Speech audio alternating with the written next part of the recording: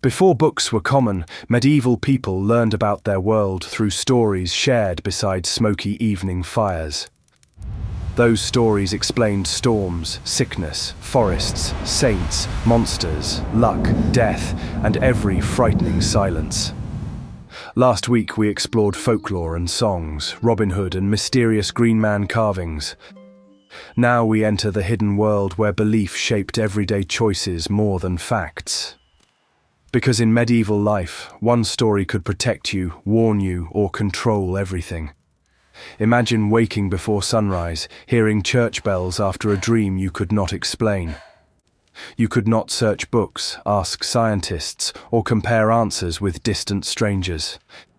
Instead, you asked your priest, grandmother, neighbors, and the oldest story everyone trusted. Father, the omens are grave. We must consult the elders. The village is fearful. What is our duty? That answer might decide whether you traveled, planted crops, married, confessed, or hid. Medieval beliefs were not silly stories. They helped people survive a confusing world. First, stories helped ordinary people explain danger when life offered very few answers. A fever could kill a child before anyone knew what caused the illness.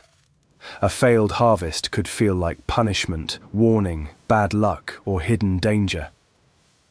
Reality check. Belief was not decoration, it shaped everyday decisions again and again. If a village feared a haunted road, people avoided that dangerous path after sunset.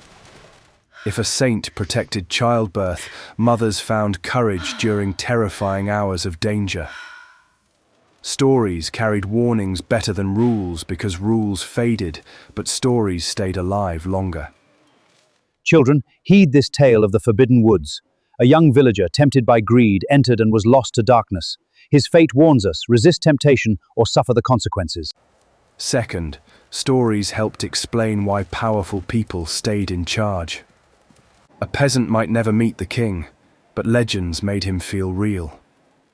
Behold the king, clad in crimson and gold, his crown a beacon of divine right.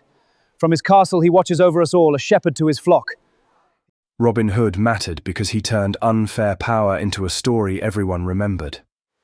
The outlaw story asked one dangerous question: what happens when laws feel unfair? Asking inside a legend felt safer than speaking against a powerful lord openly. Medieval people understood unfairness, loyalty, fear, and survival without needing complicated political words.